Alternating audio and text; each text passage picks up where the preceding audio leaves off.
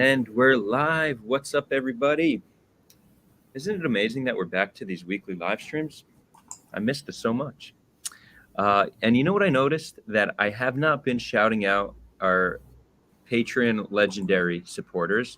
So we're going to start with that because our patrons, both legendary and all tiers, have really been our supporters from the very beginning. And the more support we get, the more resources we could put into what we're doing. So thank you all. So Trivium Energy Pty Ltd. We have Transforming Trauma Podcast, Jordan Walter, and the Caffeinated Community Conversations. We used to have more, but since we stopped, it's kind of gone down, understandably so. Nobody wants to fund an inactive YouTube channel, but we're back, we're active. And is it interesting that our legendary members is primarily brands? Makes sense. You get a relatively low-cost sponsorship, but I see the purpose behind that. Anyways, cool. I'm excited for this one. Claire, it's great to have you. For those who don't know, Claire Khaw is a legally qualified moral and political philosopher proposing to restore the patriarchy with a one-party theocracy governed by Koranic principles of governance. Yes, that's right. Thank you for having me, Adar. Yeah, you're welcome. I'm excited for this. Just based on that bio, I could tell it's going to be an interesting conversation. Those in the chat, great to see you here. Duvid, I see you already. What's up, bro? Let us know where in the world you're tuning in from. Cool. So, Claire, what is secular Koranism? This is the concept that you are promoting and pushing out, correct? So, I'd like to just get an understanding of what it is. It's a legal system, so it's a rule-based system designed to unite social conservatives in the West of all races and religions. If you're concerned about social conservatism, but I guess, if you're a liberal, then you wouldn't care for it at all. Okay. So, yeah, it probably won't be a philosophy that I identify with, but what are the tenets of secular Koranism? So you view it as a way to unify conservatives of all religions, races, and creeds. But what's behind it? Like what are the tenets of it? Is it just a social conservatism packaged in a way that you find to be more universal? Well, I think fundamentally social conservatism is about supporting the practice of marriage. And I'm saying that 50 years of undermining this institution has caused all kinds of social and political problems in the West. And I think the end of empire is actually related to this problem. And I don't think people will willingly say, okay, I won't, take the presumption of sexual liberation from the rules of marriage and good parenting for granted. And we're going to go back to the old ways of forming families and, leading our lives. And I know it's going to be very difficult because a lot of people think it's their human right to have sex outside marriage. And really only something as radical as what I propose would do the job. So what is it exactly that you're proposing? Because you're proposing social conservatism, but you want to brand it as secular Koranism. So what is the distinction? What about it comes from the Quran? How is it different from your standard social conservative outlook today? Okay, so social conservatism I would define as the forbidding and punishment of extramarital sex. Would you agree with that definition, or does it sound about right to you? Well, yeah, so you're proposing that extramarital sex should be punished by law. Yes, or at least socially disapproved of, and that used to be the way. But now it seems that there are more unmarried parents than there are married parents. And I'm saying that is the problem. But obviously the implications of it are so fundamental that I think people just won't talk about it. They don't think it's necessary to propose what I propose, and they can't imagine anyone agreeing to it. But I'm saying it would take something as radical as what I propose to change people's behavior now. So I think, like, I'm trying to take a step back. I think you're focusing primarily on what you believe, like how society should look. But I guess I want to understand what makes this secular Koranism and not just social conservatism, or if it's the actual punishment, you think that's like a step above what social conservatism today proposes. Um, but how does that fall under the category of secular Koranism? So you're saying in Islam, right, they propose this punishment. So you want a secular version of this punishment? Is that, I'm just trying to understand where this brand, this name, secular Koranism, comes from, um, because I may have a suggestion, but I first want to better understand like what the basis to all this is. Okay, so I'm saying social conservatism is the forbidding and punishing of extramarital sex, and it would mean, social disapproval at the very least, and actual punishments inflicted by the state. That would be, a definite message, with the government saying, don't do this thing anymore. And this used to be the case. In perhaps, our parents, grandparents' time, that unmarried parents were basically shunned. We were always, well, So we were told that, you shouldn't have children before you're married. yeah, There so was a Claire, presumption. I do want to. We're still talking about why you think extramarital sex is bad, but I want to better understand secular Koranism. But for now, it just sounds like it's synonymous with social conservatism. Would you say those words are interchangeable? Well, I would say social conservatism means patriarchy, and I would define patriarchy as a society that prioritizes the preferences of married parents who want to properly parent their legitimate offspring. Right. So what? So I'm trying to. We could drop the topic of secular Koranism because it seems like you don't really want to get deep into that definition. But just one thought I would say, it seems like you're very clearly describing your political ideology without using secular Koranism. So it almost seems like you're giving yourself an unnecessary uphill battle using something that is meant to be derived from Islam, especially living in the West, because you know how much Islamophobia exists, and you know Mhm, Islam is probably one of the world's most feared slash hated religions globally. Um, mhm. if you want to make grounds promoting social conservatism, and this is just advice, right? We disagree and we'll get into our disagreement. So I'm giving you advice to help your movement, even though I don't think I'd like to see your movement not be helped. But as a friend, here's just Thank you. advice. It just seems like an unnecessary uphill battle to brand it as Quranism when that's instantly going to trigger a lot of Christian conservatives, Jewish conservatives, instead of having like some universal brand that everybody can identify with or all conservatives can identify with. It just seems like that's a much more straightforward to promote your ideas, wouldn't you say?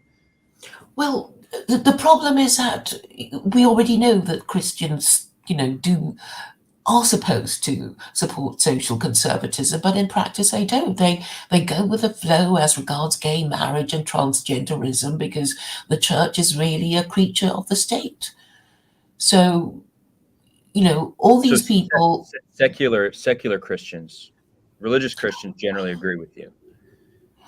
well, yes, but secular Christianity is meaningless because we kind of know that Christians don't really have any principles.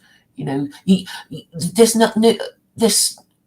I don't think you will be able to find Christians, even those who take Christianity seriously, who will say, these are the principles of Christianity. I mean, the only principle that we can say Christians are officially agreed on is the principle of worshipping Jesus, which is idolatry.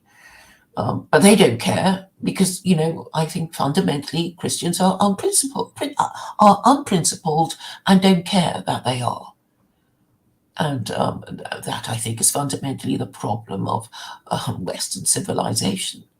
Right. So when you look at like religious groups that support the patriarchy, I mean that's probably the majority of them, right? Like the values you're discussing are actually quite prevalent in many religions, and certainly the three main monotheistic religions, but not exclusive to those. Once people become secular, we start to see the breakdown of some of these ideas. Um, Mhm. so secular Koranism is almost saying let's be secular, but let's still stick to a lot of the ideas that are meant to be enforced by a creator. It seems, though, that one of the reasons why these are not enforced once people become secular is because they don't have enough incentive or motivation to do so. So it's almost like you're proposing the incentive should be punishment, um, which Indeed. we'll get to that in a moment. But I still don't really understand, and I'm happy to put this behind us. I do think secular Quranism. I don't think anything you described is exclusive to the Quran. I think you'll find it in the Bible and the Torah.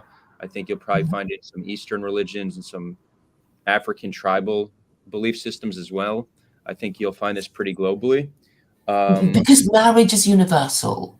You could almost say that marriage is a yeah, universal there's practice. there's different formations, but yeah, it's universal. So it's kind of it just seems odd that it's framed as a Quranic thing when it could really be from anywhere. You know, it could be secular Torah, but I wouldn't suggest that either. I think Yes, yes, I'm so glad you mentioned that.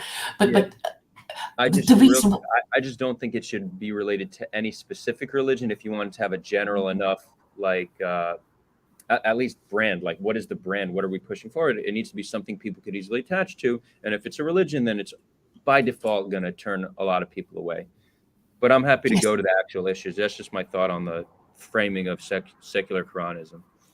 yes, I did give it careful thought, really, and I know that we in the West and um, many parts of the non-West, that there is this presumption of democracy, and you could say the global idea is liberal democracy, and liberal democracy is by definition secular. And this secularism is represented by well, the ideology of secularism that comes from the French Revolution. So there is a kind of official French ideology, and it's called secularism, and I think really the presumption is that God doesn't exist, and but liberalism will tolerate people with of religion, and this means that all the religions, including Judaism and Christianity and Islam, have to submit to the dominance of secularism. And currently, the secularism is very sexually liberated, and can't see the harm of undermining marriage and breaking up the family, or having gay marriage and transgenderism. But as you know, in Israel, you will have religious Jews who think it's a terrible sin for all this sort of thing to go on. And I'm saying Right. that whether or not you believe in God, the practice of marriage is essentially eugenic. Because marriage is saying not everybody can have children. First, you have to find somebody prepared to marry you, and then you can have children. But you shouldn't have children if you can't even satisfy this minimum requirement. Because the whole idea of I, you marriage is know, I actually, it's an interesting point, but I actually think that polygamy is more eugenic. So, like polygamous societies, you have the top 50% of men, top being in terms of their desirability to women, they generally sleep with 100% of the women. So you actually have more selection and more weeding out of some men in a polygamous society. But it's also seen that when men are living and they can't find somebody, they're more likely to go towards violence or extreme means. At least this is a theory on yes, you're polygamy. right. They get rapey. They They get right, rapey. right, which I think might be one of the strongest cases against polygamy. Polygamy. Um, Because it is unstable, because all the men right. who But don't, in terms who of know they will eugenics, never find a wife, will get angry and resentful and want to overthrow the men with all the women. right. So I would say that in terms of eugenics, polygamy might have a stronger eugenic pull to it. But in terms of a stable society, having a more nuclear family probably is the better approach. And I say this as somebody, I consider myself I'm not monogamous in my nature. Maybe one day I will be, but I consider myself to be more on the polyamory side of the spectrum. Mhm. Um, which for those wondering, that's not the same as polygamist, where I feel like I should have many women, but all my women should be loyal to me. It's more about I have the freedom to be who I would like to be with, and the women I'm with also have the freedom to be who they'd like to be with, which just cause a fair bit of pain in terms of like jealousy and possessiveness that we all innately have. But the trade-off is being able to be free. Um, you know, I, I don't think this leads to degeneracy, not in my lifestyle and many people I know, but I I do want to support one thing you're saying is that we see that single parent households definitely have worse outcomes in terms of the children's behavior and their success in life, right? So I think there is, I think I don't see anything inherently wrong with extramarital sex. I'm not sure, if you do it unsafely, then you could get an STD or have an unwanted pregnancy, but there are ways to prevent that. So I think there's you could have premarital sex in a way that's perfectly safe and not harmful to society. Mhm. But I think you could do that while acknowledging that if you're going to raise children, one parent is simply not enough, and even two parents. I mean, you ideally kids should be raised in communities where there's parents, there's friends of parents, everybody is, the saying it takes a village. I think that's probably the ideal environment to raise a child. Or an extended family, at least. Yeah, yeah, extended family. Yeah. But I don't see this requiring any religious belief. Like I try to derive a lot of my principles and beliefs from just, you know, on one hand, rationality, but also compassion, because rationality on its own can be cold and heartless. So it's what is a compassionate yet rational approach to building a beautiful society for all of its inhabitants. Um, and I think we could reach very good conclusions doing so. And I think this is why religion has, well, this is loaded. There's a lot to it, but I think one of the reasons why people are less religious now is because they see that you could get to answers without the need for God saying so. And I think the balance between rationality but still having a compassionate outlook in life, you could reach a lot of these conclusions because you and I are coming from very different perspectives, and you and I both agree that single parent households are just not the best, and the data is clear on that, right? So the data is alone for us to have an agreement, and we're on opposing sides of the political spectrum.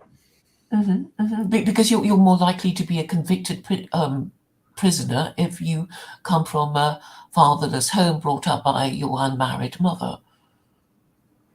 And you were talking about a beautiful society, and I assume that includes a low crime society, not a high crime society.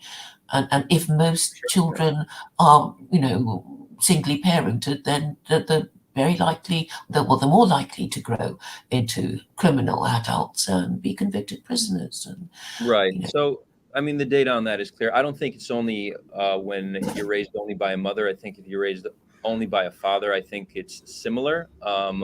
But there's just much less data on that because it's much rarer of an instance. But let's talk about it needing to be enforced because I think the data on this is clear. People generally want what is best for their children. I think there's a way to have culture be one where you understand that you should not raise your child alone, um, without needing to enforce it by law. well, I think really when push comes to shove about confronting anybody about their behavior is when they say there's no law against it, is there? And if there's no law against it, then it's allowed to do whatever they're doing that you're finding objectionable.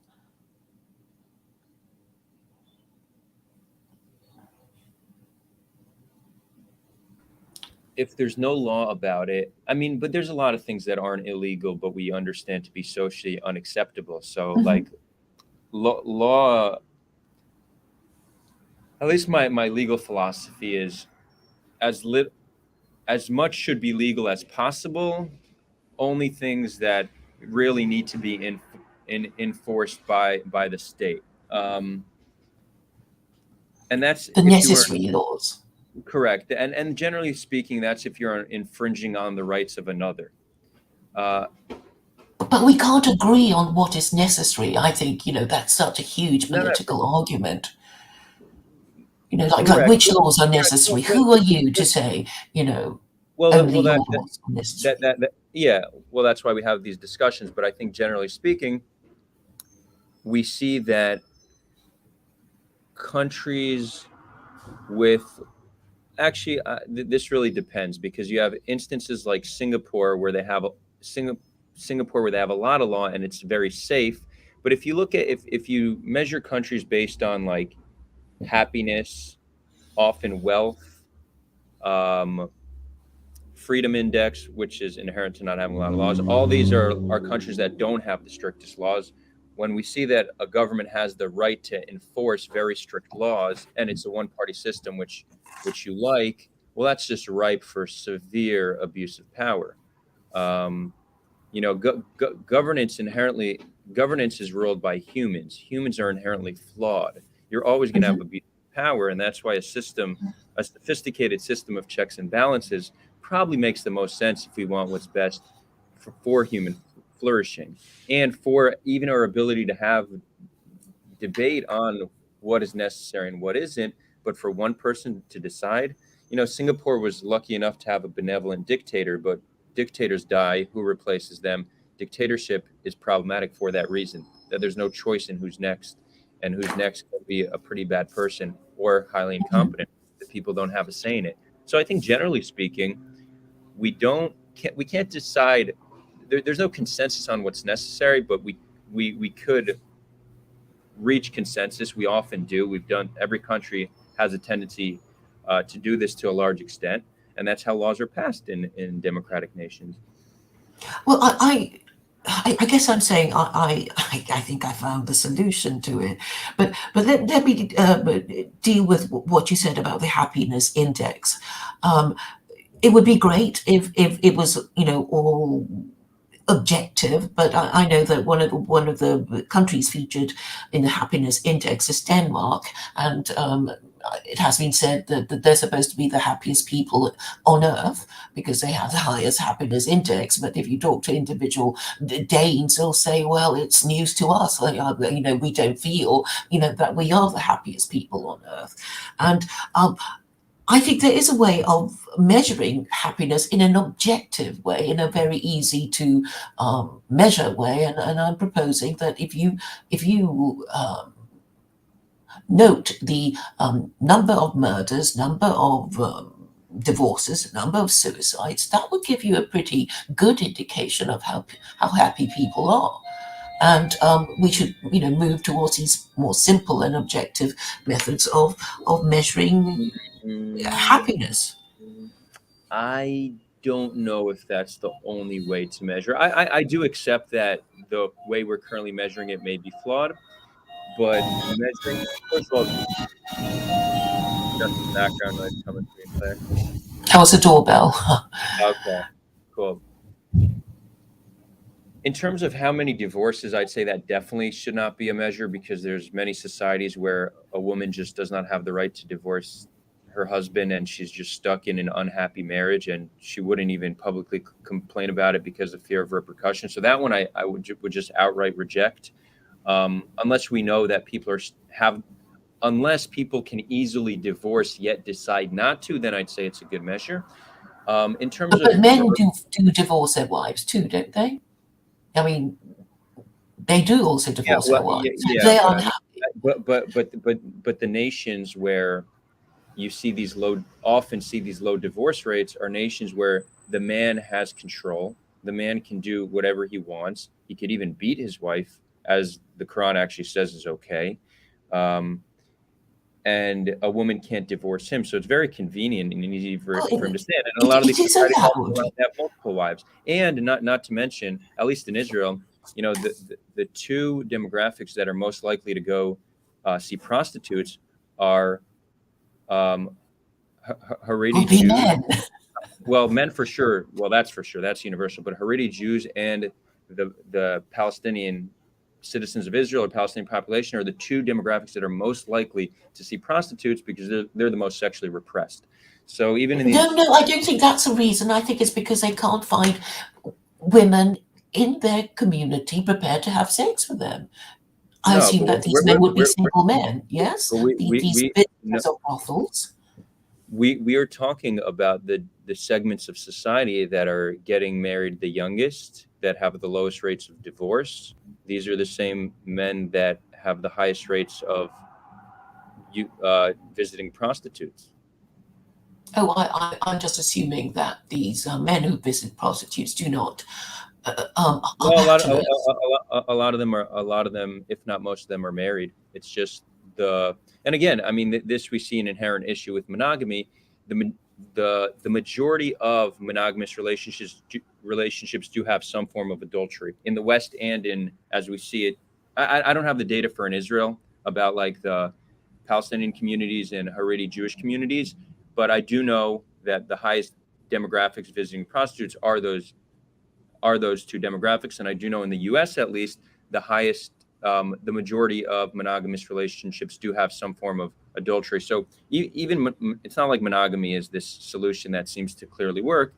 I mean, it has its own set of challenges. So I don't think it's that clear cut. Okay, I do want to get to happiness, though. I think it's a very interesting topic. Like I want to, we got a little um, off off topic with prostitution and all that, but on the topic of happiness, so low murder rate, I think that's a great metric to judge how well a nation's doing. I agree, low murder rate. Um, and what was the other one you said? Divorce, I didn't agree with, but murder rate I agree with. And what was the third one you said? suicide. Suicide. Suicide. Suicide. Yep. And that's another one I would say that's a pretty damn good measure. I think another one though is like how many people try to immigrate to that nation and how many people are likely to stay there. I think that's another way to look at it. Um, But and that then might be there's harder to measure. yeah, well, you know for a fact that there's more people like trying to immigrate to the United States than to China. Well, I actually don't know. I don't know like Easterners, but I have a feeling U.S. has a much higher immigration rate than China. And it's probably because the freedoms the United States gives you is appealing to people. People like being free, but they also like being safe. I'm Mhm. thinking out loud right now. I Well, don't. China's pretty I'm safe. I mean, because China's pretty safe too. no, no. Um, Yeah. That's hold and on. lots of Westerners go there because they say they can't get a job in the West. I mean, there are lots of economic migrants out of the West as well as into the West, I would suggest. Yeah, I think that the highest immigrated two nations are generally the ones that have higher freedom indexes. Or where Some the jobs are, s- where there are jobs for the economic migrants to take. do you think that's correlation or causation? Um, I'm not I sure. don't. A lot of what you're saying to me, like where a lot of the conversations I have here are topics that I've spoken of. A lot of this is new, so I'm thinking out loud. When I said people want security and people want freedom, I think that's an interesting contrast because I think China actually is safer than the United States. You're much less likely to be shot and killed, or you know, people in China are not scared of getting mugged, murder. It's Mm, much lower there, right? yeah, I mean, I But was there, a there's a few much years greater ago. fear of the government. The government can just disappear you, you're gone, right? That's the trade-off. I don't think most people feel that they're about to be disappeared because most people are not political. And therefore, they're not that scared of the government. I mean, I think the Western media wants to portray them as being terrified of their government, but I basically, think, they're yeah, not that interested in complaining about the government. if you grow up in an Eastern culture that is a lot more collectivist and submissive is not the right word. What's the word I'm looking for? But like less Um, rebellious, right? United States has a kind of rebellious nature to it. A lot of the Western yes. natures. So for an American to move to China would be scary, right? I've been to China. I actually had a good time there, but I wouldn't want to live there. I would not feel good because something about my nature, how I was raised, I like to. I don't want to say I like to break the law, but I like to push boundaries. I don't always like to follow things by the book. I take my own path. This is something that concerns me to do in a place like China, where I feel much comfortable. Where in China did you go, if you don't mind me asking? I was in 5 cities. I did Shenzhen, um, Fuzhou, Xiamen, Beijing, and Shanghai, Hmm. and Hong Kong, which some would Hmm. say is China, others would say isn't. Kind of Hmm. like the West Bank being Israel or Palestine, right? Um, anyway, Yeah, but yeah, yeah, so but I had time in China, and I always I had a good time. I would go back. I wouldn't want to live there. And again, there's other reasons. I don't speak okay, Chinese. But yeah. something about knowing that the government, like not having the government being as oppressive as it could be, and the fact that you're not sure you're going to get a fair trial, which I know there's legit criticism of getting a fair trial in the West as well. In the West as well. Yeah, But that, but to uh, a much lesser extent than in China. In China, the reason they don't have a high prisoner rate is because they just kill the people they don't really like. mhm. Instead of putting them in jail, they just kill them, right? I Because think they do execute drug dealers, but there might be yeah, some people in the West who want to do exactly that. But as regards China, I mean, what I do remember was that you get shouted at if you step on the grass, because so uh, when they say that keep off the grass, they mean it, and there's somebody there to tell you to keep off the grass, and I think this is the sort of thing that keeps people in order. That if you do something wrong, if you jaywalk, somebody might take a picture of you, and your face will be be put on some big screen, and it will have the effect of embarrassing you. And they're always experimenting with new ways of controlling their populace. But I mean, I get the impression that there are lots of Westerners who quite happily go and live there and say good things about it too. And before I forget, I guess I wanted to you were talking about the justness of laws, about which laws we can agree with, and it made me think of Stefan Molyneux, because when I spoke to him some years ago, and he without being particularly prompted, said that theocracy would actually result in fewer laws and lower taxes, or certainly fewer changes in the law, because if it's a theocracy and it's based on a book of rules like the Torah or the Quran, people would just sort of not be changing it all the time, and therefore you would kind of be in a better position to know what your rights are, because you would know that your laws are being based on a book of rules that you can that everybody, at least in theory, knows. And this brings me to the subject of the no hike laws, yeah. I which mean, yeah. Just real quick on that. My challenge with that is as we evolve, like the laws of the Torah come from a 3,000-year-old wisdom of Middle Easterners. There's a lot of wisdom there, but it's outdated in many regards. The Quran comes from wisdom of Middle Easterners around 1,000 years ago. Um, Christianity is wisdom of Middle Easterners from 2,000 years ago. A lot of this wisdom is universal, but a lot of it is outdated, and religions have had to reform in order to stay relevant. Very few Jews and Christians.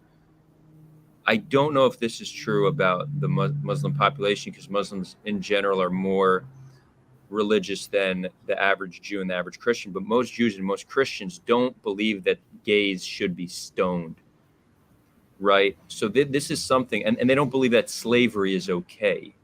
This is a reformation of religious belief, because over time we understood that, well, it's quite archaic and quite unnecessary. So to have a theocracy, if you're going to follow, if you're going to follow the book as is, well, then it's just a very archaic belief that has some pretty horrible things in it. But if you're going to reform it, well, then you're in a similar situation where you just have a political system that is open to reformation. So I'm not sure that's quite the solution. And not to mention, you have a diversity of different religions in most nations. So why should one get to rule the others? Well, we can look at which religion has the highest status in the whole wide world. And I think you would have to agree that it's Judaism, because it can't be denied that Christianity and Islam is derived from Judaism. Judaism has the most powerful God conceivable. And I guess if you're going to adopt a religion, you choose the one with the most powerful God. And if that most powerful God had two revelations, two books of rules, you're going to choose the one that is less restrictive. You're not going to choose the one with the 36 capital offenses. And I'm suggesting that even Jews would not choose a Torah theocracy if a Sharia theocracy will do. I mean, assuming they're forced to choose one. I'm aware that most Israelis don't want to live in a theocracy at all. Correct. And you haven't been living in one for 2,000 years. But the thing is, the Muslims still have theocracies. And yeah, but I mean, Claire, would you rather live in Saudi Arabia or England? Right? You live in England? well, Saudi is actually an aberration, because if you're going to choose one, it would be the Ottoman Empire, which has come and gone. I agree, but Iran would be a good example, because that happened in recent history. So you could say that the Iranians got their country back by adopting Islam, and this kind of united them and allowed them to, assert their identity. I know the West doesn't like it, but I guess for an Iranian, it would feel that they got their country back. Yeah, real quick before I have a follow-up, I see a comment I feel called to address. Insani, I'm not gay. I'm saying I'm because you said it polyamory. But Insani, polyamory doesn't mean gay. It means you're open to more than one person. In my instance, it's more than one woman. Nothing wrong with being gay, but I'm just not into men. So just have that be on the record. That's funny. I don't want to get into it, but honestly, if we really want to talk about being bisexual is the best, because then you have all the options in the world. Not according to you, Claire, but for somebody who's into polyamory, I'd say bisexual is pretty appealing. But no, can't bring myself to do that. Anyways,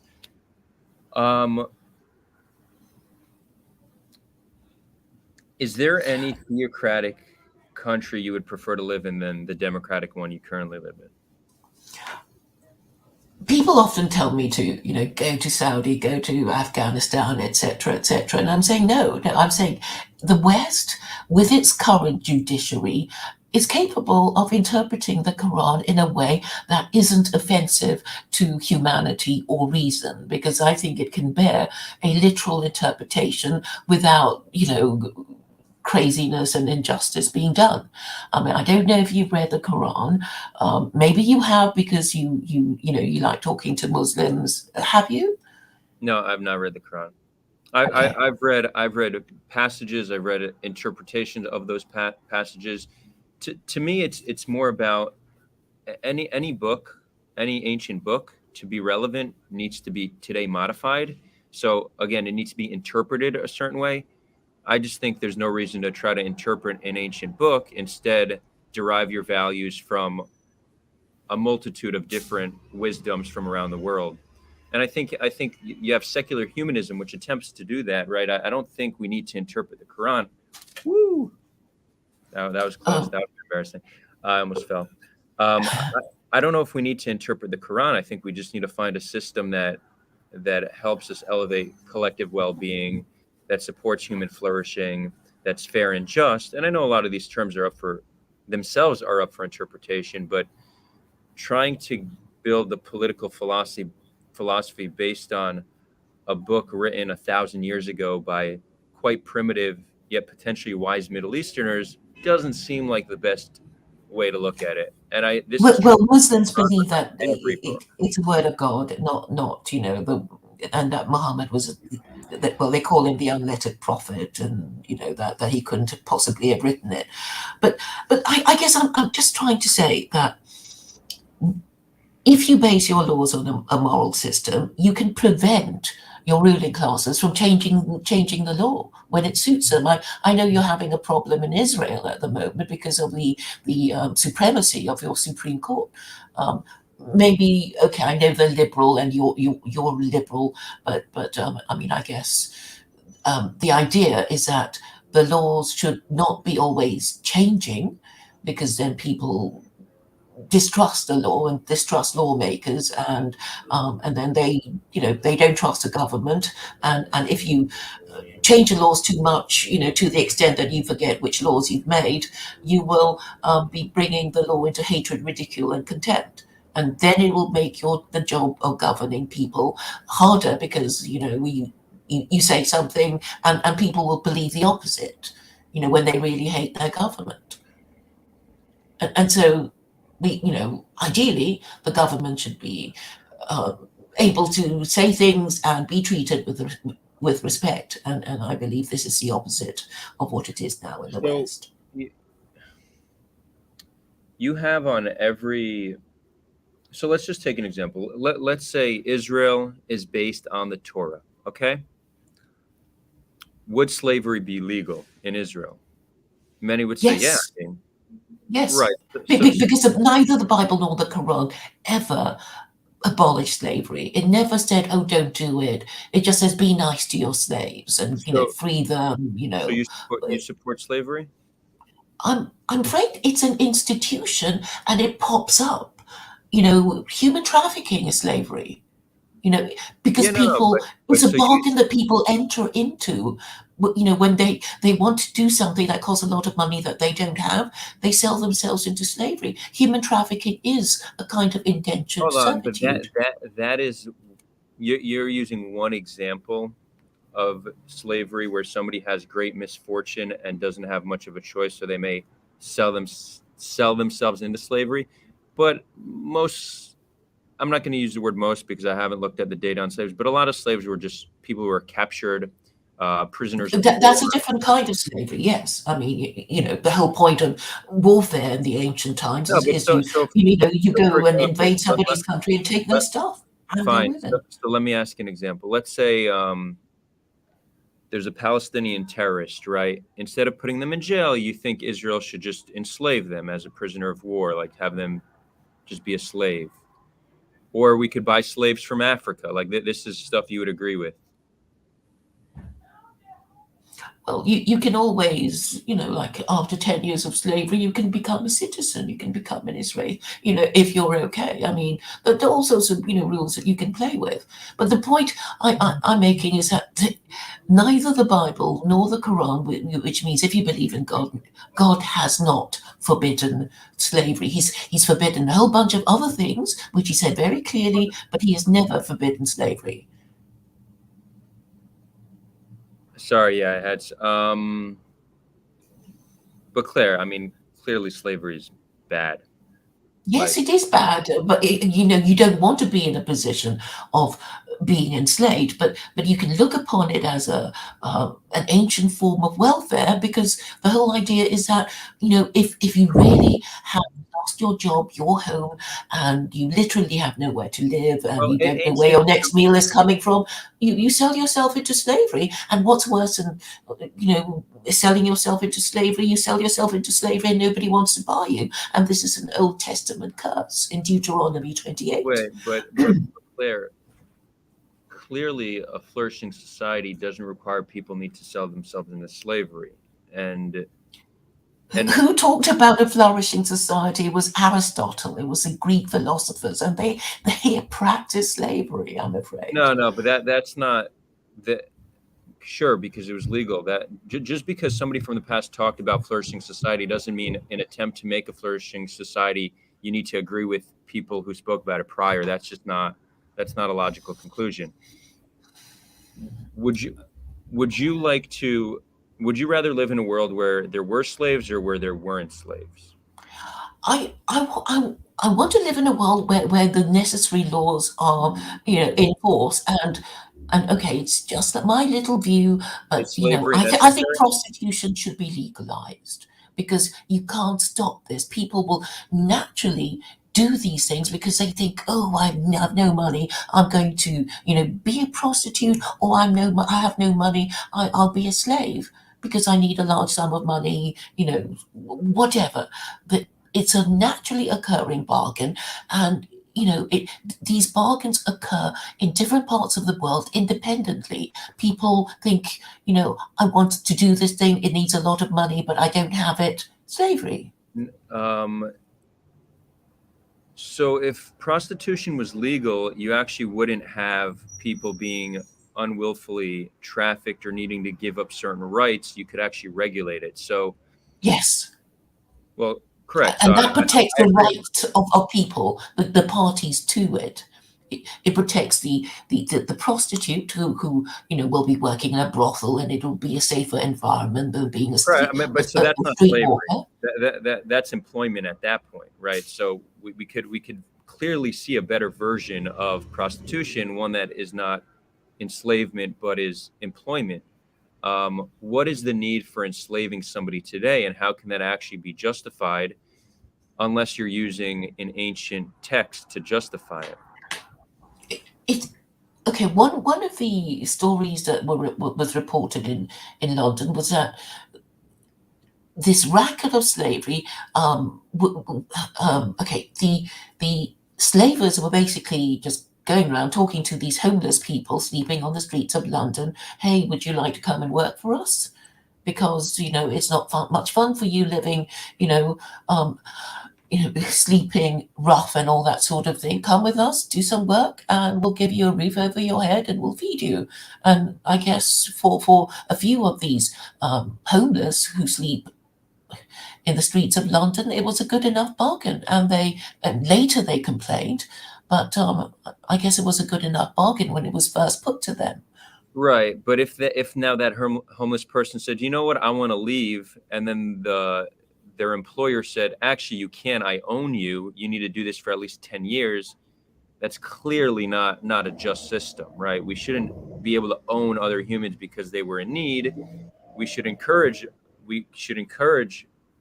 people to elevate other humans and try to give employment to those in need, but not to own them, not to force them into work, but treat them nicely because the Torah says so or the Quran says so. I mean, that's clearly archaic. That's clearly something that we don't need in today's world. It's a So form of workfare, isn't it? I mean, I know workfare was the yeah, idea it's that the worst you form make of people. warfare. It's the most efficient form of workfare because For sure. workfare was given up on. If you're the owner, it's very efficient. You don't need to pay, right? But I mean, all that does is give power to those who have money and force to not need to pay because they could enslave people. I mean, Well, actually, okay, I'm surprised we're having a debate on if slavery is okay or not. It's like I thought we were by and large past this in today's world. I do know that we do have more slaves now than ever before, but that's just population increase. But generally speaking, there's a consensus even amongst religious Jews, religious Christians, and I'll go and say I think Muslims are also in this category that they recognize slavery to be wrong. Um, it's an interesting. well, actually, we know of these Arabs who kind of regard their Filipino slaves as their slave girls that they can have sex with. There are, I guess, good and bad Arabs, and various interpretations that people want to make of it. But I'm just making the point that neither the Torah nor the Quran expressly forbid slavery, and it's a naturally occurring bargain. And to protect the rights of the parties, the government should, in some way, regulate it.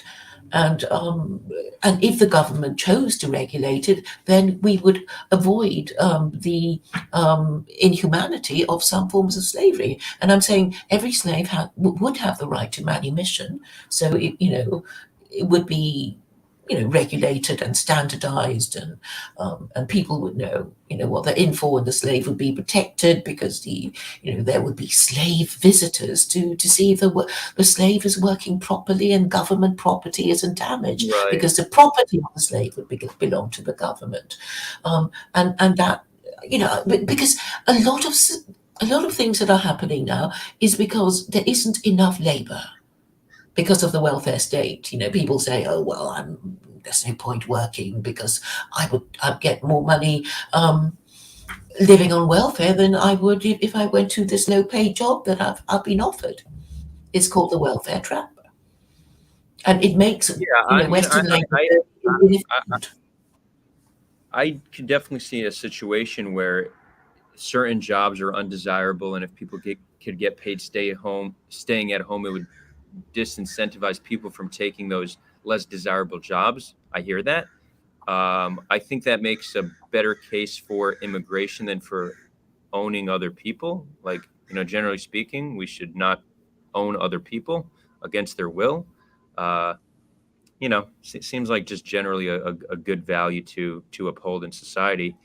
Um, I'm real not quick, suggesting imperial wars where you go and capture people and make them slaves. I'm assuming that the people who ended up slaves would be, I don't know, bankrupts, or people who caused more damage than they could repay, or people who have voluntarily sold themselves into slavery. yeah, I mean, if somebody is let's say, net negative to society, they might be an addict, they might be mentally ill, they might not have whatever intellectual means to um, gain resources to live a happy and healthy life. They too shouldn't be slaves. They should be helped. Um, eh, they should be helped by the system because they got a worse roll of the dice for whatever reason, whether it's biological or environmental conditions. They just can't compete in the society we have, or they had some terrible misfortune in their childhood. They had a very bad upbringing. So I don't think slavery is the right solution for those people. I think it's actual intervention, whether from the government or from organizations. It could be religious organizations that help the poor, or it could be a state organization that helps the poor, or a secular uh, institution that helps the poor. I do want to address one comment, Duvid. It's interesting, Duvid. You've gotten saltier over time in regards to me. I noticed that. Um, you go that Adar talks about these values as if they're representing Jewish values, when Claire values are in line with the views in Israel's ruling party and chief rabbinate. So I want to make something clear. Hold on, background noise. I never claim to represent Jewish values. My values do not come from the Torah. Generally, my values are what I can describe to be secular humanism.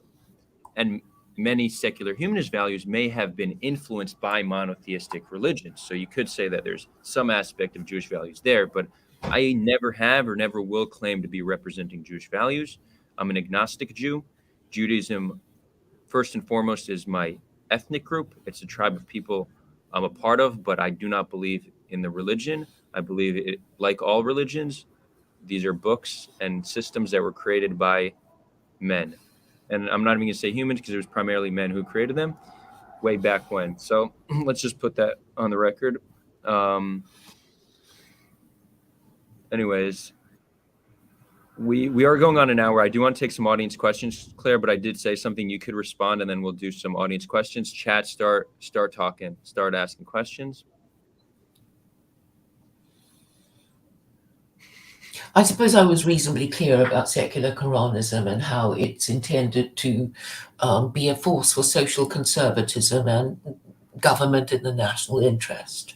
And I also wanted to say that it's suitable even for Israelis, particularly those who are social conservatives, who are, like you, agnostic. You may, think that liberalism is not such a good idea after all. I mean, I'm happy to admit that when I was younger, I was a feminist and a liberal too.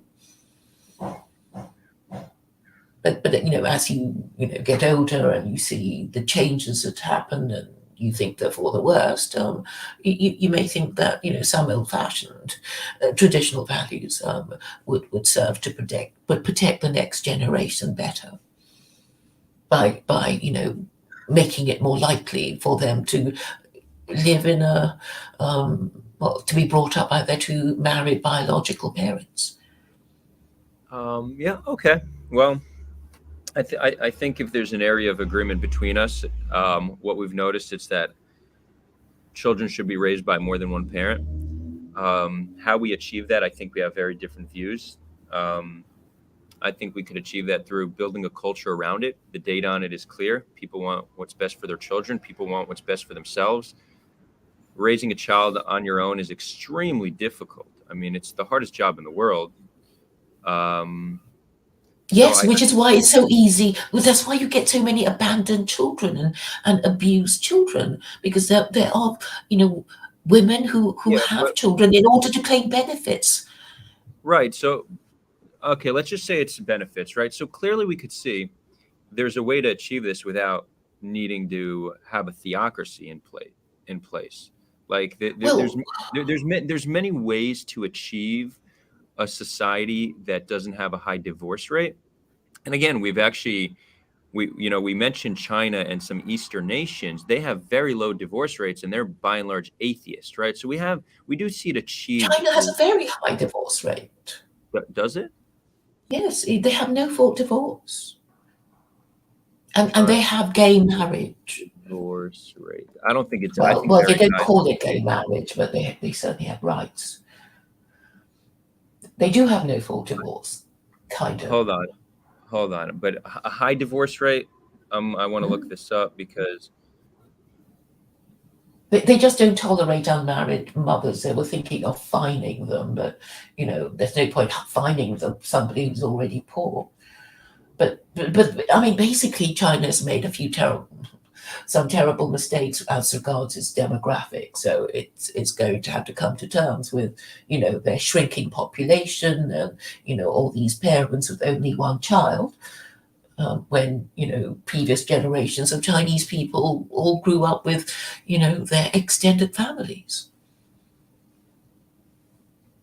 Hold on. I just want to look this up. What is the current divorce rate in China?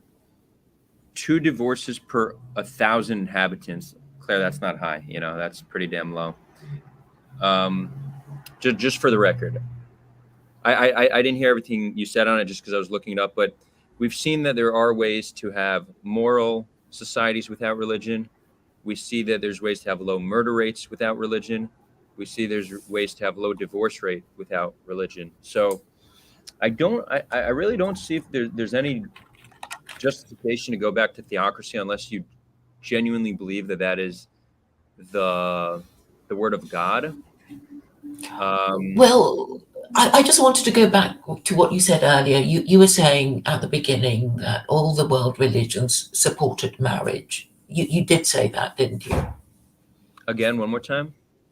You did say at the beginning that all the world religions that we might have heard of, the Abrahamic religions and the Eastern religions of Buddhism and Hinduism, they all supported the institution of marriage.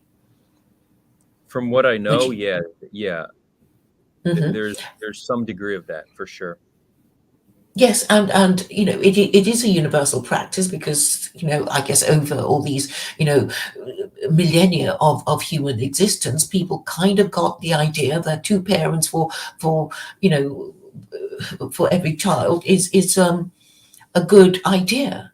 And because abandoned children, go wild, become criminals, they don't become productive members of society, and uh, and I mean the thing about Judaism is the idea that if you believe in God or accept the logic of this belief, you are in fact putting a policeman into your own head, and that is what makes people more likely to obey God's laws.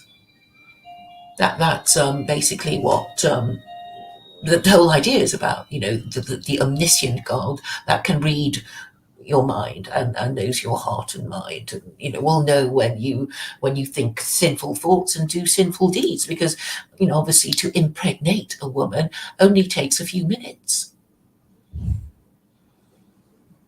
And if there's cheating going on, and it gets found out, well, obviously, it'll cause, well, difficulties in your marital relations and divorce and abandonment and single parenthood. And so the idea of it's like, okay, you can't make people believe in God if they don't, but probably if most people believed in God, then that would be better than most people not believing in God, because if you don't believe in God, you'll think, well, nobody's looking, I'm going to get away with it, or it's not against the law. That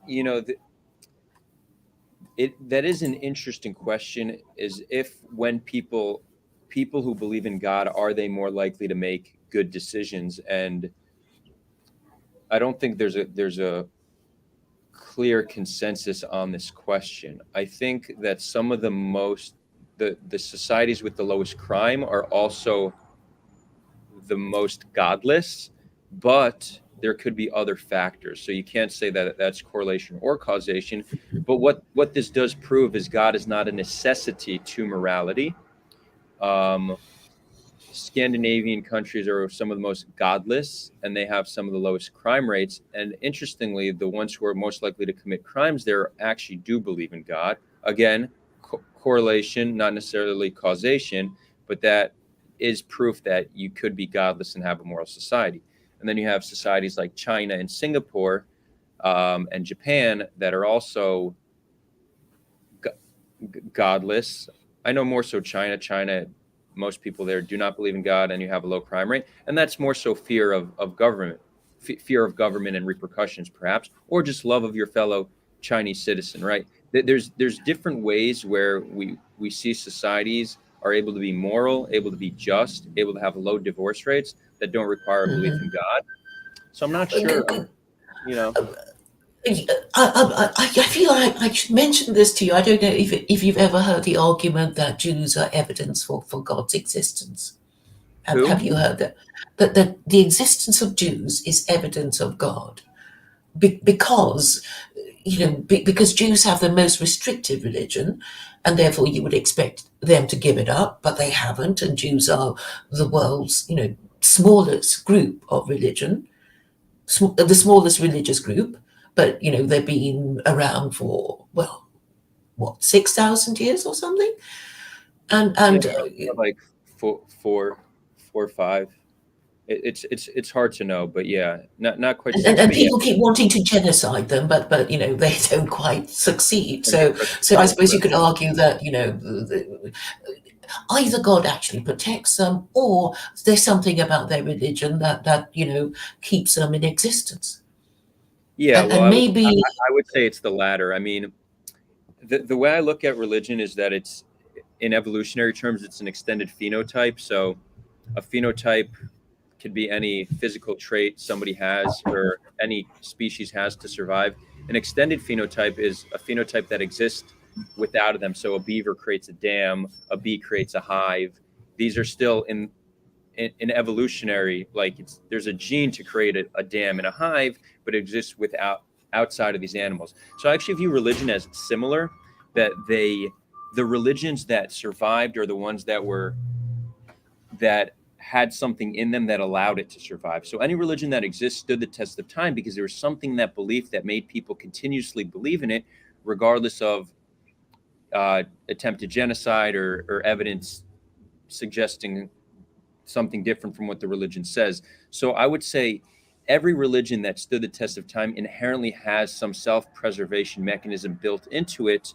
It's and not supports marriage. It's they all support marriage. Yeah. Yes, they all support marriage, but Right. Christianity But there's more has to it been than that. There's more to yeah. it.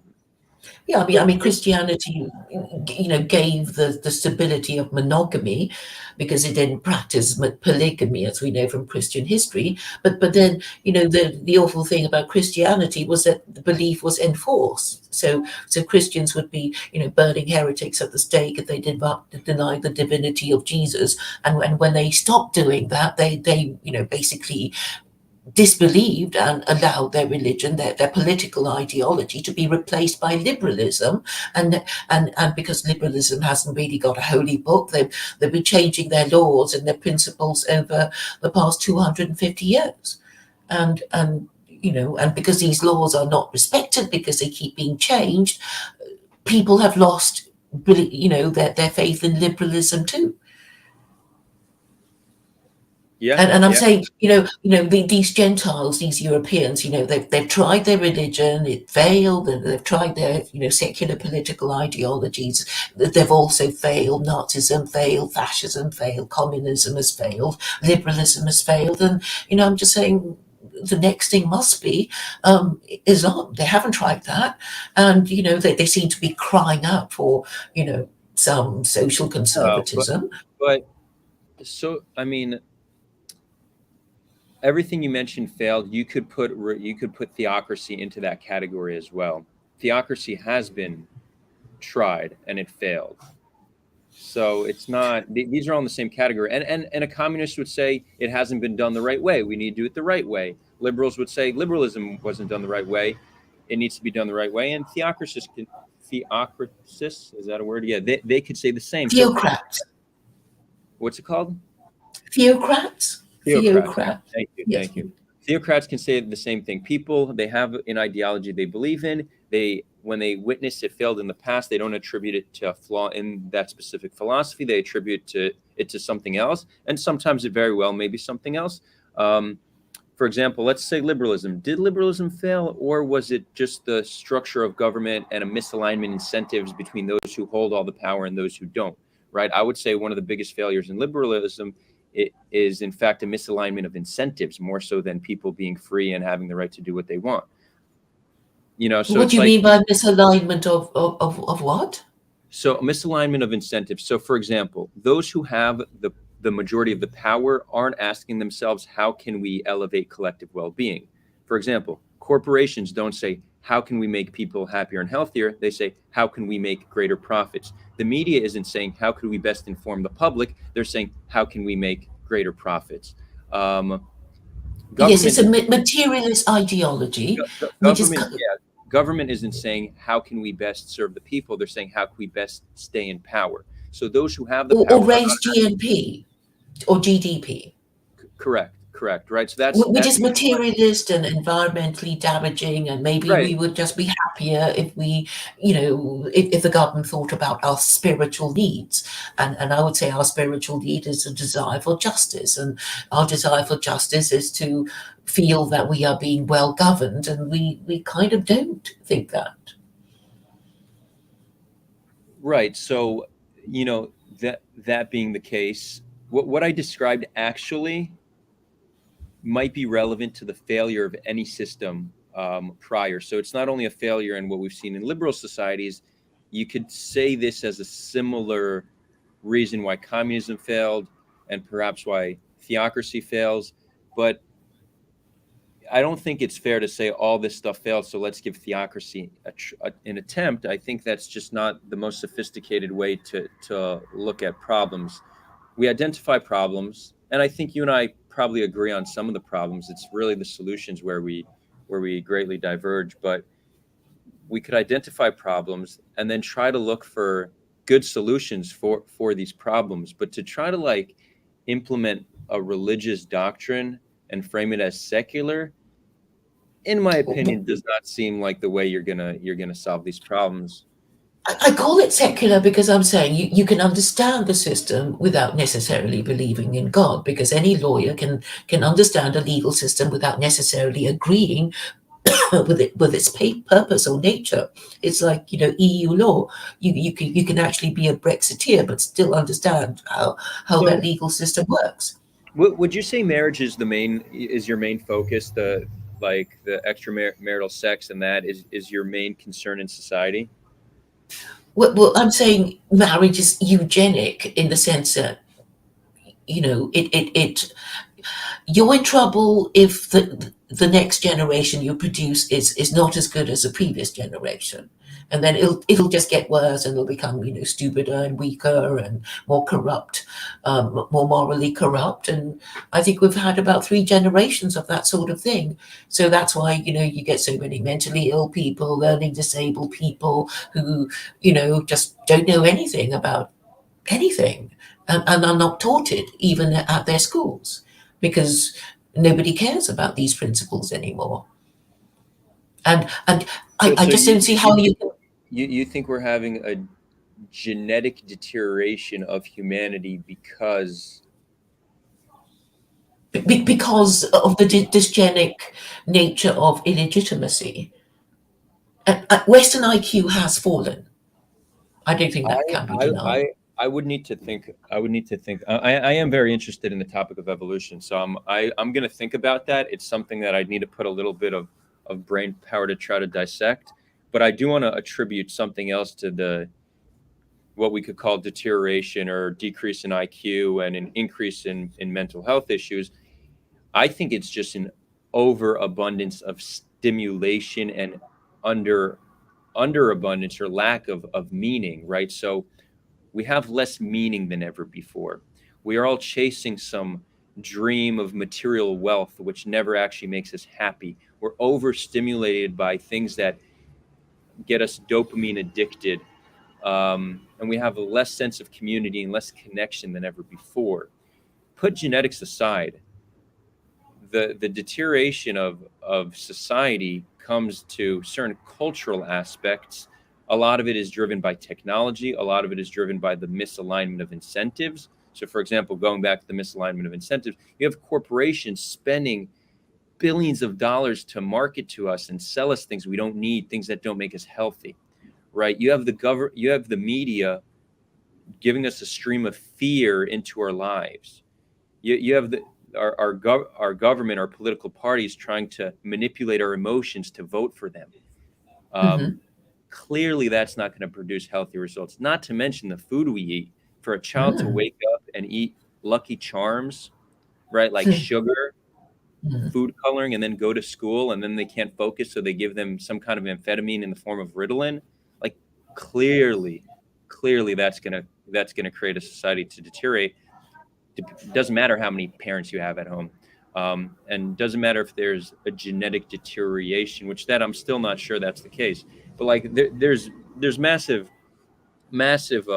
societal issues that can be that that we could attribute it to something clearly right in front of our eyes. Again, the misalignment of incentives, what we consume, what our values are, what we focus on. I don't know if theocracy necessarily solves this problem. And I Well, think we do have signs of it that you have like the Gulf nations are theocratic, but they also are starting to have an over consumerism, the Lambos they drive, how a lot of the the the sheikhs in the UAE, they'll go see prostitutes even though they have one or more wives at home. Like it's not. I think the problem is a little bit bigger than whether it's a it's secular. whether people follow the spirit of the law, and obviously, if you really believed in God and you were Muslim, then you really want to follow the laws because you want to please God. But if you're just, going through the motions because you're a lawyer, then it would be different. But I'm saying, once the laws of God are in place, belief will follow, because people will just go with the mainstream. And I guess secular Koranism is really about the anti-room to Islam, the bridge to Islam, but it would be a Western kind of Islam, and it would be a different interpretation to their interpretation. And I don't think they've got it right because, well, basically it blew up in their faces too. I mean, the Ottoman Empire, it came and went. Um, okay, the Iranians are different because they've decided to, become a theocracy, and they're a fairly young theocracy, to be fair to them. But the West is definitely making up the rules as they go along. Our ruling classes are just, yeah, they are making up the rules as they go along. How how safe do you feel about your politicians making up the laws as they go along in the Knesset? You have the same system as the British. The British talk about their wonderful unwritten constitution, but actually they don't have a constitution at all because their parliament, which is a legislature, can just make up any rule. Well, I would much rather our politicians in Israel fight over changing the law and having the law change rather than have a theocracy, right? I'd rather not live in a country where slavery is legal, where it's okay to stone gays, where women are No, second. no, no, no stoning of gays because it doesn't even say that. People like to think that that's what Well, it says, but you actually, could stone a man for sleeping with another man. That's what it says. well, actually, Right. the Quran doesn't even talk about stoning. But this is the stereotype that Well, people want. you could stone. The Quran says you could stone for adultery. You could kill apostates, which is that's what. Actually, it doesn't. It doesn't. As regards apostates, God will deal with the apostate in the afterlife. As for people who are guilty of extramarital sex, it doesn't say stoning for anything, any crime. It doesn't say Uh, that. I don't know, Claire. I think you're wrong on this. So hold on. Not only does the Quran say you can, but you can kill apostates. They recently pulled. That's a hadith.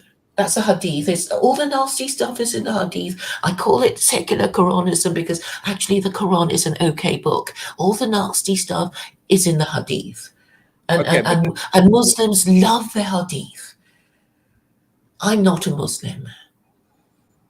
okay, And I'm okay. saying that the That, that's Quran can bear a literal interpretation without causing injustice. that's an interesting distinction. So But most Quranis are treated as heretics by normative Muslims. okay, but we kind of started with this, and I didn't get an answer, but let's try to end with it. What is it in the Quran? Because you're saying it's not what Muslims believe, because Muslims believe the Hadith. So you're not Muslim, but you believe in just the book, the Quran. What in the Quran is unique that you do not find in other holy books that's so I, important? okay, I'm very glad you asked that question. I would say that the First Amendment is based on chapter 2, verse 256 of the Quran that says, there is no compulsion in belief, truth stands clear from error. And I'm saying that if there's any holy book in the whole wide world that says this, it is the Quran, because we know that Judaism doesn't give Jews freedom of belief at all, because it is death to break the Sabbath. And we certainly know that Christians were, when they took their religion seriously, didn't believe in freedom of belief because of their practice of heretic burning. It's only the Quran that says what it says about no compulsion in belief. So it's something to consider. I know a lot of people will find it very difficult to accept, but there is no holy book in any of the world So religion that even says this. you're saying what makes you see the Quran as the ultimate book is that it allows you to believe in other things. It doesn't compel you. It doesn't say you have to, all be Muslim and we're going to behead you if So you cool. don't. Okay, great. But the First Amendment also says that, and it's not Quranic, right? So it's like I'm saying it is based on the Quran, really, because there is a the White first House Quran the, which the, belonged to Thomas the Jefferson. First Amendment is, I would say, an Enlightenment version of Christianity. Yes, I've heard it said, but the point is that Jefferson owned a Quran, and and it is now called the White House Quran. So I'm just assuming that he read it, and I think we kind of, it's on record that he did read it before he negotiated with the Barbary pirates that he had to deal with because they were Yeah. interfering with American shipping, and it's still there. I mean, you can He, Google it. he owned a Quran and he owned slaves as well. Yes, yes. Um, so again, I guess every belief we have today was inspired from someplace else, right? Like Hmm. a lot of what's in the Quran was inspired from Christianity and Judaism. Christianity was inspired by Judaism. Judaism was inspired by other belief systems in the region at that time. Hmm. People, based on their they latch onto one religion. So you hear like many in the West say, "Oh, we need Judeo-Christian values," right? That's how they describe it. They leave Islam out because they know a lot of Christian conservatives and Jews don't really like Muslims, so they say Judeo-Christian values. But Hmm. really, a lot of the values that they currently believe in are not just Judeo-Christian. There's some Greek values like democracy. There's some humanist values. Um, Hmm. but people tend to latch on to the label that they take pride in, and I feel like there's something similar here, that you're kind of focused on the Quran, but really a lot of what you believe is found in many other places, and there's many ways to present a set of principles or ideas that don't involve mentioning the Quran or even conservatism, right? If your main thing is marriage, I don't even think you need to say social conservative, because if you want to convince liberals, best not even use liberal or conservative. You could just make the case that two-parent households are better than one-parent households, right? So it's like, But people already know that. It's like they don't care, because there's no law that makes them do this thing, and fundamentally, people just need to be told, okay, it comes from this place, it comes from God, it comes from the Quran, it comes from the Torah. That's what it says. Otherwise, we have nothing. Otherwise, it's just your opinion against the person disagreeing with you, and yeah, it, but and that's and but that's the same with religion. Even within religion, you have people disagreeing and debating, and then you have multiple religions that say different things. What we see is that people have the ability to create consensus on a multitude of topics, based on needing to live in a shared physical space. So it's like, let's take murder for example. You don't need a religion to understand. I don't want to be killed. I know you don't and want to be. therefore you shouldn't kill, because Exactly. if you kill, you're going to end up being killed too.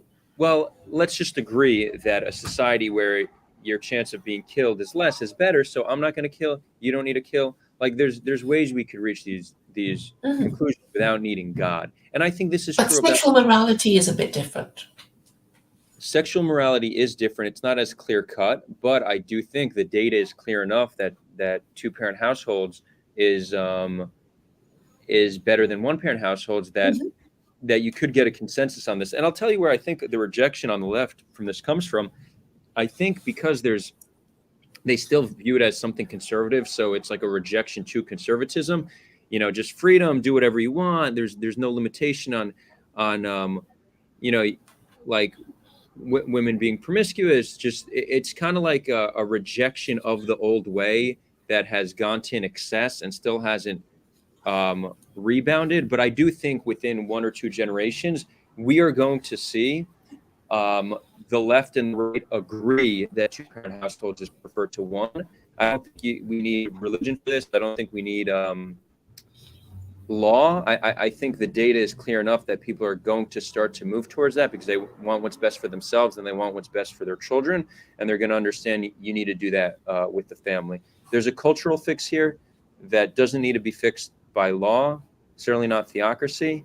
And a liberal humanist approach, I think, is going to allow us to get to that conclusion over time.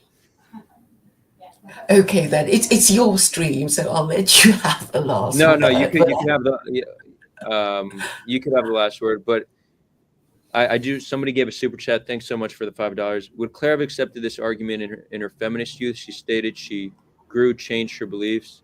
Can they not change again? Are you open to changing your mind, Claire, over time? yeah, I'm always saying, engage with me and argue with me and try and prove me wrong, and but most people just run away because they don't particularly want to argue with me. You're being very rude. Come down and eat pancakes. Are you Okay. talking to your Um, You've got guests waiting for you. yes. I kind of have to go, but anyway. What was the question? Oh yes, my yeah, last word. My last word. So my last word is simply that religion always lasts significantly longer than secular political ideologies, and history has proven that to be true. And therefore, if we have to change our religion, our moral system, let's choose one that's going to last and not break down, a few hundred years from now. And liberalism with its 250 years has already broken down because of its, changing laws that nobody now respects. But if it were some holy book, people would at least try to stick with it harder, because otherwise it'll be, oh, it's just the ideas of some dead man, and things are different now, and we're going to try things our way. Okay, I hear that. I don't agree, as I've expressed, but I did say you could have the last word, so that will be the last word. I'm gonna stay on the stream for 10 more minutes. You need to go. Okay, But all Claire, right. thanks a lot. This was interesting. I appreciated hearing your perspective. Anytime I have a conversation on a topic that's new to me, it definitely it's a great brain exercise. So I appreciate that, and yeah, we'll be in touch. Great. Well, I certainly hope we can talk again. I'm very interested in Israeli affairs, and thank you again for having me and your courtesy and patience in hearing my ideas, even though I know they are a bit different and radical. Definitely a So bit thank you different. Yeah. again, Adar. Thank you, Claire. Thank you. Have a good Bye day. bye. You too. Cool. I am going to do 10 more minutes. It's such a busy day. This sun glare is. Anyways, that was interesting.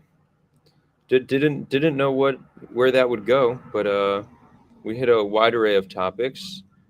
I feel like for a few moments we kind of, in a few different instances, we kind of got stuck in the weeds and didn't really know.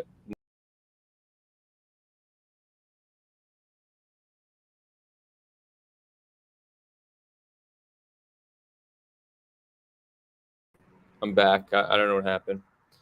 Um, yeah, I think we sometimes got stuck in the weeds a little bit and lost the direction of the conversation, but all in all, interesting.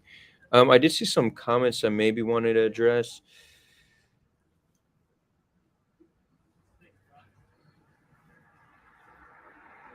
Let's see.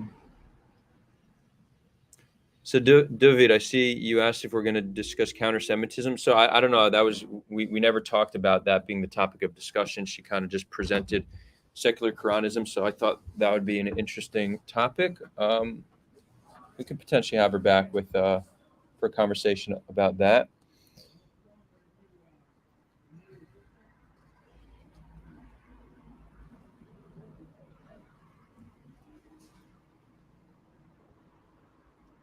Another David one.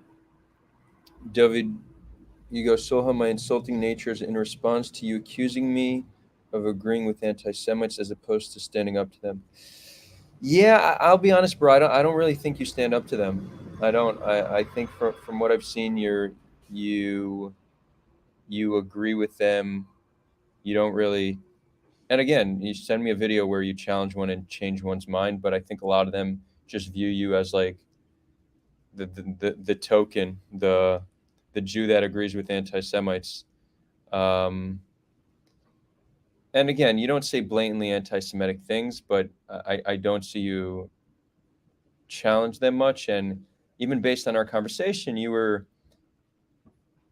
making a lot of claims that they make, and I had to respond to that claim. So if you were actually challenging them and standing up to them, you would have already given the responses I had to give. But you were like, yeah, they view the left and the right as both like still a group conflict who have some kind of unity between them. And I don't think that's a strong case that could be made. You agree with that point. That's you agreeing with the flawed approach anti-Semites take. So yeah, yeah, I don't think you stand up to them.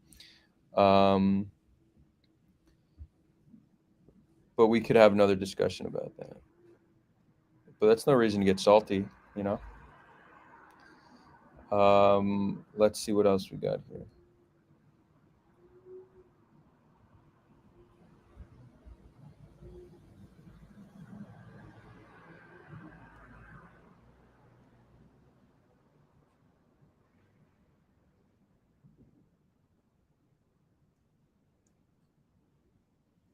Callistus Cali says, are you or Israelis familiar with the Quran and what it is? I mean, no, not in depth. Myself and most Israelis don't have a great understanding of what's in the Quran. No, not any more than, actually, I was going to say not any more than a Muslim knows what's in the Torah, but from what I understood, Muslims do also read the Torah, or at least the Muslim once told me that. Yeah, Mashad, I see you're bringing up birth rates and that the West is in self-cancel mode. Yeah, I mean, that is concerning. The decreasing birth rate is might be the death of certain Western nations. But I do think that naturally, once we see it to be a huge issue, we're just going to start having more kids, probably. So I don't know if it's really going to destroy nations.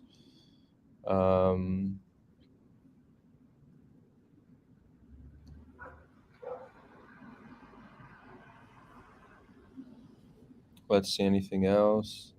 Oh, guys, so we don't have a live stream planned for next week yet. If anybody has an idea, anyone want to come on, maybe we just do a call-in session. Let me know.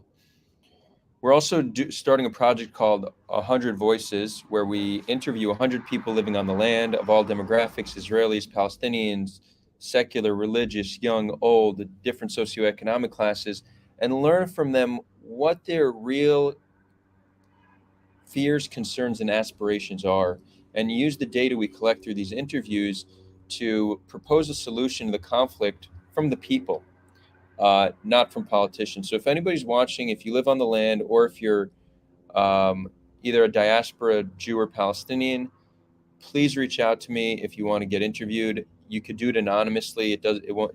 Most interviews won't be public, just the transcript, so people could see that we're honestly reporting on the data.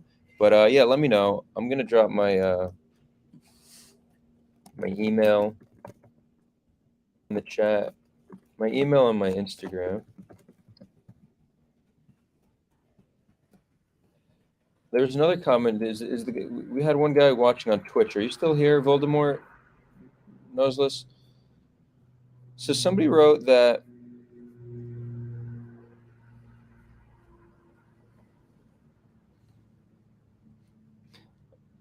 I said religion that exists today stood the test of time, and this person pushed back saying 2,000 years is nothing.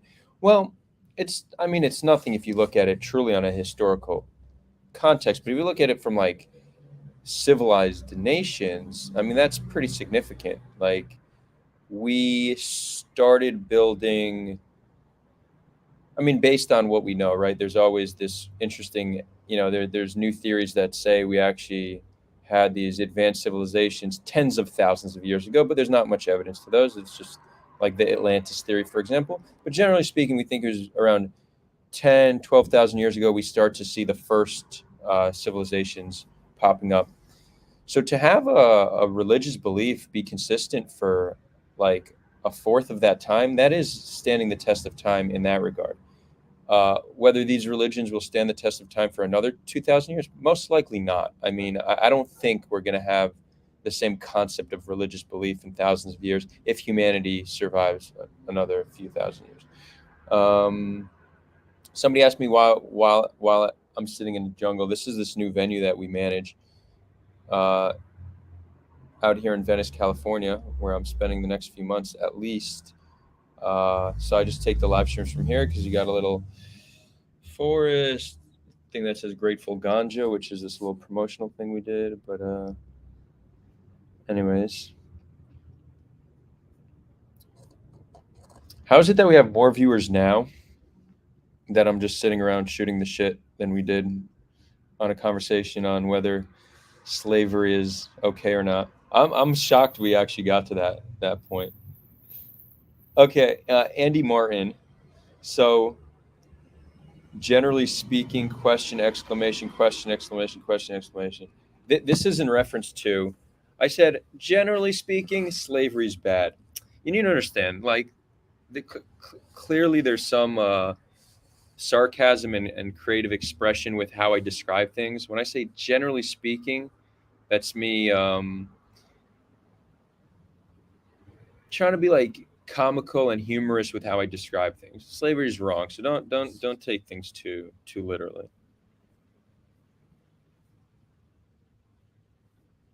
Anybody want to toss a super chat? Only if you feel called. Support the show, support what we're doing.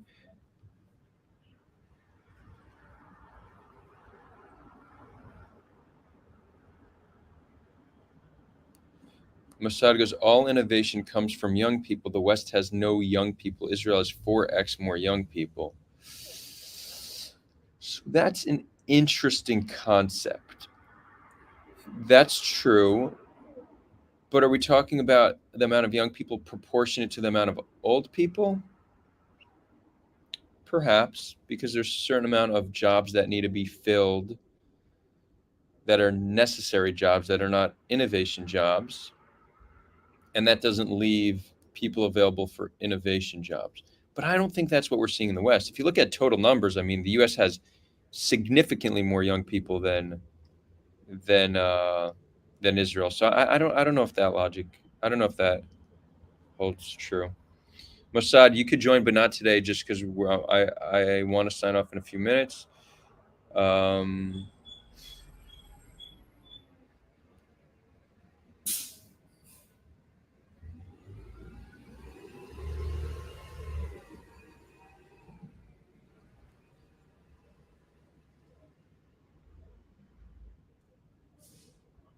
Oh yeah, Mossad, you could come on next week for sure.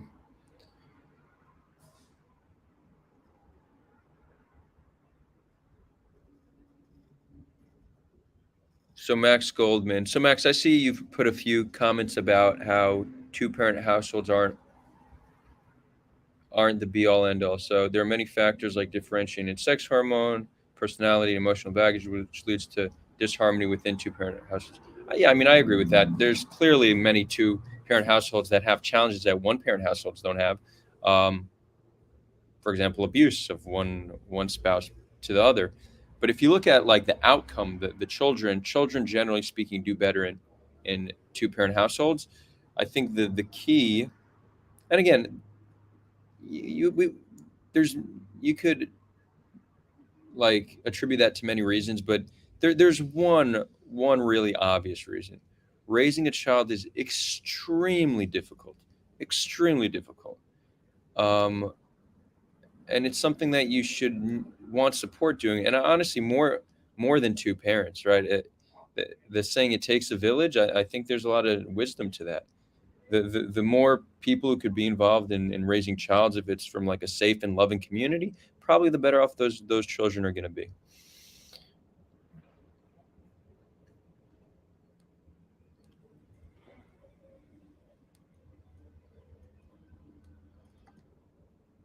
Nahum Sullivan goes, do you think religious law affecting immigration policy to Israel, especially from Ethiopia and former USSR, is a topic worth discussing on the show? I'd be open to discussing it. Is it religious law affecting it? I don't know. I think, I think Israel gave preference to nations that are more culturally similar to them. It's always been easier for Jews from the USSR to come than Jews, let's say, from Africa, or at least historically, that was definitely the case. I don't know if that's for religious reasons. I think it's just they wanted a more homogeneous culture in Israel rather than a mix of populations that they viewed as very different. Being Jewish wasn't enough.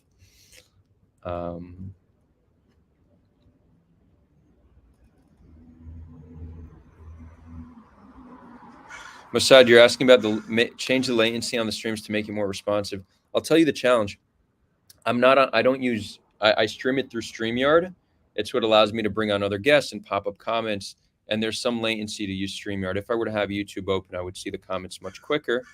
But then I would just need to be going between pages. So it's not the most convenient.